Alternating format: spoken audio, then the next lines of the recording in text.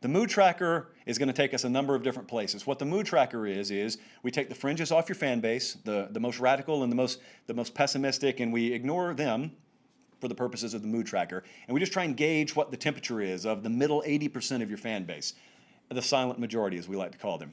What is the mood and how much has it changed over the course of the last few weeks for these programs? First program up, LSU. Our preseason mood tracker had house money swagger. That was the official mood. That's the mood where you've already won a ton of money. You already got a national championship, in other words. And so, hey, anything you get this year is gravy. And you walk around really cocky. So we've upgraded the mood tracker for LSU. Right now, we are calling them being in stubbed toe swagger mode. The swagger's there. It's going to be there all year. They're always going to have that national title to fall back on. But you can swagger and stub your toe. And boy, did they collectively Saturday. That was embarrassing. That wasn't just a hard-fought 23-20 game. That was one where your defense got completely and utterly torched. Charcoal all over that secondary by Mike Leach, who had been in the conference about 15 minutes at that point. Stubbed toe swagger. Now, what they hope is get a lot of guys back, get your feet back under you, come up here and paste Vanderbilt, Nashville's team. That's who LSU is playing for the second year in a row Saturday. Let me pause. You know, there's an allegation that the SEC league office is in cahoots with Alabama. Could I just point out that Alabama-centric league office in Birmingham has given LSU back-to-back trips to Nashville? Could I just point? Let me just have that said. I don't want that to sidebar. I want it on the record. Let's move on. How about Alabama? Speaking of the Tide.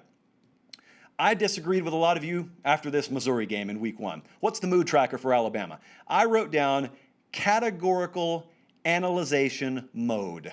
Everyone's in analyzation mode after week 1. But I got to tell you, there are camps forming amongst the Alabama faithful. 2 of them in particular. One of them is, I would call it the more commonsensical group because I agree with them. That's why they're commonsensical. And that's the group that says, we're probably not scoring 65, and we're probably not going to have a 550-yard passing performance, but what we are going to have is a lot more balance and a lot less variance and a lot higher reward, lower risk proposition offensively this year because we can run the ball and get physical with people, which we kind of lost the ability to do most recently.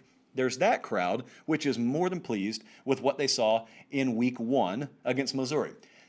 Then there's the other crowd. And the other crowd is the kind of crowd who could spot a divot on a fairway at Augusta National clear from space. And unless everything's perfect, they aren't happy. I kid you not. I came back to the internet and Twitter.com and the like a few hours after the Missouri game the other night, thinking Alabama folks have to be ecstatic. I mean, I've watched Oklahoma blow a lead. I've watched LSU get humiliated. I got Texas over here in overtime in Lubbock, Texas, and you guys just smashed Missouri, so I figure you guys got to be happy. And nah, man, people were squabbling back and forth over on BamaOnline.com. Well, Bryce Young fumbled a snap. Did you see number 60 at right tackle when they gave him some snaps? And I just washed my hands of it, and I walked away. So you got analyzation going on, but it's categorical, and you got infighting kind of amongst the Alabama fan base. I think you'll be pleased with what you see them do Saturday. Moving on, Georgia. Oh, boy. Ready for redistribution is what I wrote here. It's not political. It is debate night, but this is not political. What it means is this.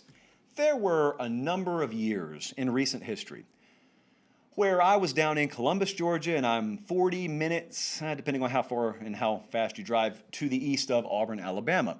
And a lot of people down there looked around and said, man, we got a really good defense. We got an elite defense, and yet we're going to waste it.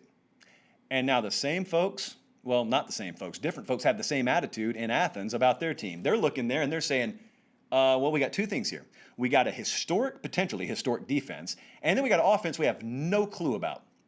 And could we not go into video game mode and just take some of the skill points over here and all that we've invested defensively, could we just not shift it? Instead of being a 90-10 team, could we be like a 75-25 team or maybe a 70-30 team? Because if we could just get a little bit over here offensively, we don't have to score much, man. We got to be able to score more than 5 against Arkansas in a half.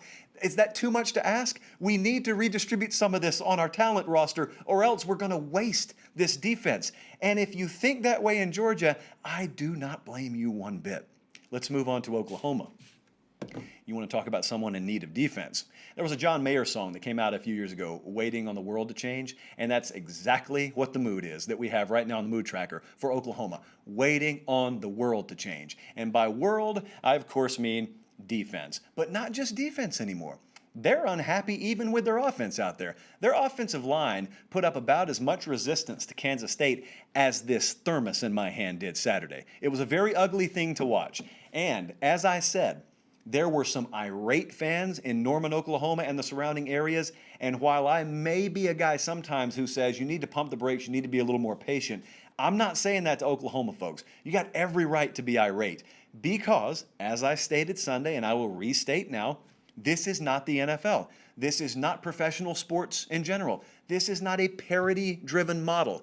The model of college football is not equality. The model of college football is heavily tilted towards the big programs.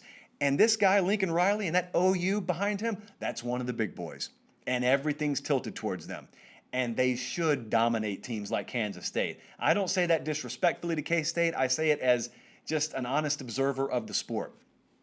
And when you're getting pushed around like they did, and you're giving up 35-14 leads like they did, it is absolutely well within a fan's right who is fully invested financially and emotionally like you asked them to do. It's fully and well within their right to complain. And not only are they complaining about defense being non-existent for several years now, and hopefully you got Alex Grinch, and hopefully he's the right guy for the job. And to be honest, I think we still have to give him time because he's not playing with his roster.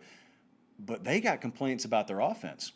Man, they have valid complaints about their offense. So Oklahoma, man, they got to lick their wounds quick. Because I don't know if anyone's noticed, but they go play my Iowa State Cyclones Saturday, a state I've never been to, a school I've never been to, but I have the T-shirts. And they are favored by not 27, not 17. They're favored by 7 as of now.